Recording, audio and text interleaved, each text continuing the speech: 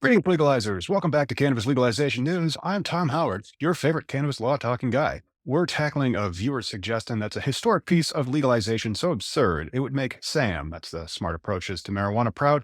How state governors and elected officials can take your legalized weed dreams, trample them underfoot, and then claim it's for your own good.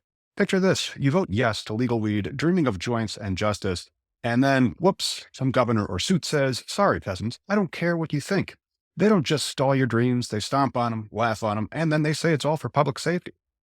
This executive or legislative rebellion is still thriving today. We're going to go all the way back 28 years ago to Arizona in 1997, and then come right back to today's Ohio legislative buzzkill in 2025, because apparently government for the people is just a suggestion. Let's get into it. You might not know it yet, but a rewind is the button that you pressed on a cassette player that would literally wind back the tape. People in 1997 would understand, and that's where our first story happens. Arizona's the place where the internet was slow and the betrayal was swift. Voters passed Prop 200. 65% said, let doctors prescribe weed. A glorious day, right? Wrong. Governor Fife Sigmundton, a name whose screams, I own a monocle, let the legislator kneecap it. He was fresh off dodging jail from a Bill Clinton pardon. He still had enough time to stiff-arm voters, freedoms for governors, not patients. He let the legislators slap an FDA approval rule on Prop 200, which was as likely as me sprouting wings and joining the Phoenix Suns. Why? Because weed's Schedule 1 federally. The FDA will not touch it even today with a 10-foot pole.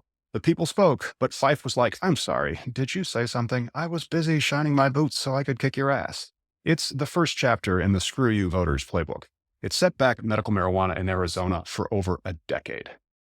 Then, back in 2016, Florida voters smashed Amendment 2. 73.3% of voters, a cool 6.5 million Floridians, voted yes, and that ushered in medical marijuana. Patients were so thrilled, thinking relief was coming at last. But then Attorney General Pam Bondi flailed about in court to try to stop it. She was screaming, think of the children, like Helen Lovejoy from The Simpsons. She lost, and dispensaries sprouted faster than mosquitoes in a Florida swamp. Fast forward to 2023, activists led by Truliev's Deep Pockets aimed for recreational weed on the 2024 ballot. They hauled in over 1 million signatures, past the 891,000 they needed. But now it was Attorney General Ashley Moody's, Bondi's heir, pitching the same or similar hissy fit in the Florida Supreme Court, claiming that it was misleading. Floridians who had already greenlit medical weed weren't exactly stumped by it. However, Moody's tantrum flopped, and their Supreme Court, in a 5-2 opinion, said, go vote. But not before she tried to keep democracy like a bouncer at a club in South Beach. Then came Governor Ron DeSantis in 2024, turning Amendment 3 into his personal piñata. He pitted hemp, Florida's wild west of THC gummies, against big weed, funneling $12 million in taxpayer cash for ads whining about cartels and smelly streets. The same guy who greenlit THC candies fought your blunt, principles for sale in the Sunshine State, and maybe even in yours too. Amendment 3 was a corporate love letter to Trulieve, and it did get 55.9% of the vote, but missed Florida's 60% amendment threshold. Now, Republicans cry freedom, unless it's your freedom to toke. Then it's vetoes and lawsuits. Voters keep saying, we want this, 71% in 16, 56% in 24, but leaders shrug. Nah, we know best. Why hit the ballot box when your leaders treat it like a suggestion box? And for more of this, we go to our next example. We're going to talk about South Dakota. In November of 2020, South Dakota voters passed Amendment A, 54%, for legalizing recreational marijuana for adults over 21. A historic win. Possession of up to an ounce, home grows, even a medical program. By 2022, however, Governor Kristi Noem, a self-proclaimed champion of freedom, she wasn't feeling it. She didn't veto it. That's too direct. Instead, she orchestrated a lawsuit through the Highway Patrol Superintendent, Rick Miller, claiming it broke the state's single subject rule, similar to what happened in Florida. Her hand-picked judge, Christina Klinger, struck it down in February of 2021, and the Supreme Court upheld it in a 4-1 opinion. They called it a mashup of rec weed, medical weed, and hemp. Public safety, Noem wailed, as if joints outranked icy highways on the death-o-meter in her state. Voters shouted, we want this. She kind of smirked at you and said, I'd rather shoot my dog than have you smoke weed. Yep, that's how she killed that puppy from her memoir. Okay, fine, I made that one up. But we're not done. In 2022, Measure 27, round 2 for recreational weed. Now, it did not win. It only got 47%. Why? Because Noam's team ran a 2-year-long scare campaign about drugged kids, drowning out that 2020 change vibe. Now, there was no court this time, just fear-mongering. Republicans love small government. Unless it's your stash, then it's a nanny state. The people's will smashed like a bug on the windshield. Noam didn't care. She'd rather flex her executive muscle than honor ballots. Of course, now we flash forward. Trump has tapped her for Homeland Security. The Senate confirmed her on January 25th of 2025. So really, are we going to get federal reform? Good luck. Our Republican viewers who back Trump may be noticing his weed-hating appointees piling up. Even RFK's pro-legalization stance has been muzzled. So let's move on. Next, we're going to go to Virginia's own tale of voter betrayal. In 2021, Virginia made waves as the first southern state to legalize recreational marijuana, signed by Governor Ralph Northam in April of 2021, and the law kicked off on July 1st. Adults over 21 could possess an ounce and grow 4 plants at homes. Voters cheered. Polls showed 60% support. Lawmakers had finally delivered after years of gridlock. Now fast forward to November, and Glenn Youngkin, a Republican fresh off of campaigning touting personal freedom, won the governorship. And here comes a screeching halt to the development of the retail marijuana market in Virginia. 4 years later, no retail license, no dispensary license exists. Why?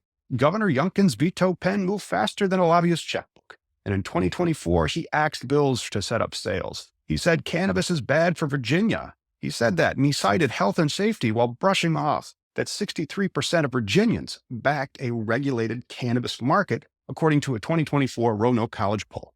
So his party loves small government, unless it's your ounce of weed. Then it's Big Brother time. So that's what's clear. Northam's law legalized possession, but retail needed a second vote of Youngkin's GOP killed it. By 2024, Youngkin vetoed House Bill 698 and Senate Bill 448, stalling the market, set for 2025. The why? Power, not principle. Youngkin's rumored to hold big pharma ties, and he ignored evidence that teen use dropped post-2021 per a normal study, and leaned into scare tactics about gangs and psychosis. And so Youngkin's 2024 veto speech cited border chaos. Weed's the cartel now, not those pesky opioids that his donors love. The Republicans claim that they're for freedom and less government in your life. Unless it's pot, bathrooms, or bedrooms, then it's rules galore. Voters say, we want this. Youngkin retorts, you don't know what's good for you. Government for you? No. Against you. Red state style. Now this tale is heading south. Straight down to Mississippi next. In November of 2020, Mississippi voters stressed their support for Initiative 65 by 74%, demanding medical marijuana for folks with cancer, epilepsy, and other brutal conditions.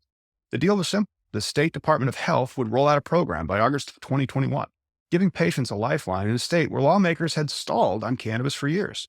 Hope was real until May of 2021, when the Mississippi Supreme Court gutted it in a 6-3 decision over a glitch that had been sitting there for 30 years. Back in 1992, ballot rules said signatures had to come from 5 congressional districts, max 1/5 each. But after the 2000 census, Mississippi only had 4 districts, and no one fixed the math. Madison Mayor Mary Hawkins Butler sued, whining that the numbers don't add up. 20% from 4 can't hit 100%.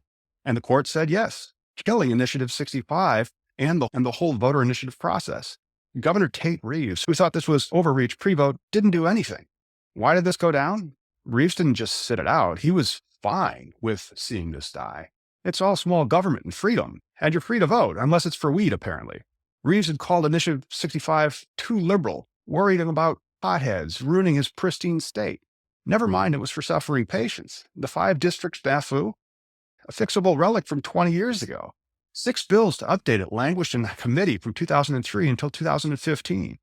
Reeves has been a political fixture since 2004, and he could have pushed on this bill to change it, but no.